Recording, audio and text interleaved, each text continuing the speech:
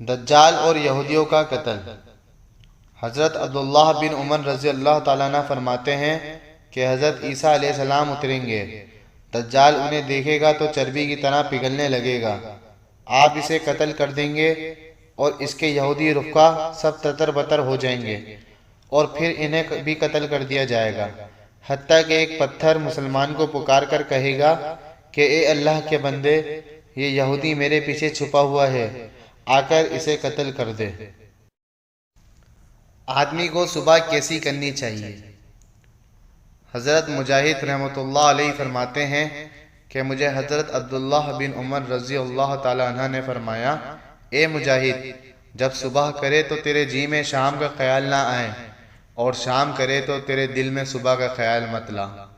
موت سے پہلے پہلے اپنی زندگی سے فائدہ اٹھا لے، اور بیماری سے پہلے پہلے اپنی صحت سے فائدہ حاصل کر، کیا معلوم